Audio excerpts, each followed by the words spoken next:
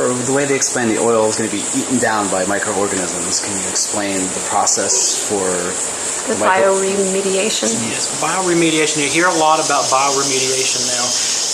When we're talking about bioremediation, we're looking at bacteria and other organisms in the water column that are going to digest the oil. The oil is oil is a naturally occurring thing in the Gulf of Mexico. There are natural seeps that release oil into the Gulf all the time. In those areas where those natural seeps are, there's going to be a community of organisms that feed on that oil and break it down.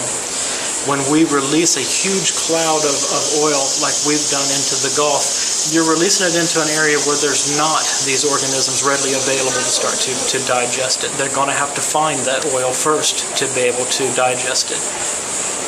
One of the problems I can see with bioremediation on this oil would be is what effect will the dispersant have on the organisms that eat oil? They've already found through some of the research that some of the colleges have done, the universities going out checking those plumes, is that the dispersant is killing part of the plankton. If it's killing plankton, will it also kill the bacteria that digest the oil, or will it affect them in some way? The bacteria is going to have to at least multiply up into a biomass enough to be able to bioremediate the oil. It's not there naturally in such a huge quantity where the oil is, so it has to have time to start to feed on the oil and to start to reproduce to be able to bioremediate the oil. It's going to require a huge amount of oxygen. We'll hear a lot about bioremediation will probably work better in the Gulf because the water's warmer. The surface waters are warm, but where a lot of the dispersed oils are down 1,000 or 2,000 feet, the water's very cold. There isn't a lot of heat in that area, so you're going to have a lot of time, a lot of oxygen. And one of my concerns would be is if we do get a lot of bioremediation, if the oxygen levels drop too low, as that water is moved around the ocean, if it comes close to areas like here where we're very shallow, as it moves up onto these shelves, you could end up having the effect like a big red tide where you're going to have very low oxygenated water coming over these benthic animals that are basically either dug into the bottom or attached to the rocks on the bottom that can't move out of the way, and just like with the red tide, you'll have large areas of kill.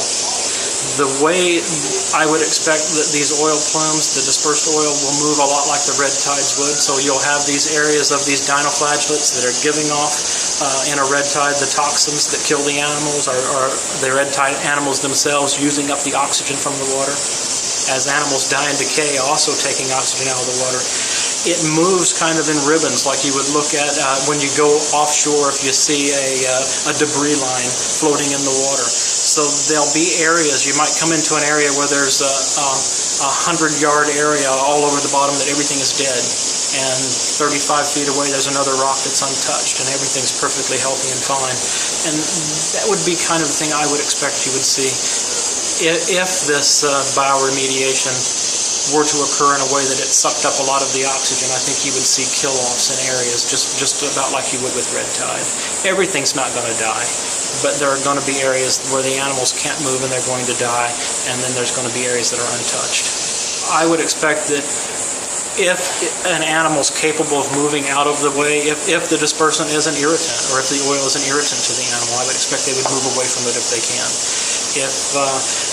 I think part of the problem that we will have later on are the animals that do migrate, like some of the larger fish that we're going to have, tuna that are going to be in the Gulf that are reproducing in the area where the spill occurred, that are going to move up the east coast up to Georgia's Bank to be caught and fished. Are those animals accumulating toxins in their body? As they move around and we're fishing for them in areas that were not affected by the oil, that are going to be presumed to be clean, are we going to check things like the fish off Georgia's Bank for contaminants? Are we looking for things like mercury and lead that would be in the oil? And right now no one's looking for any of that, not even here in the Gulf.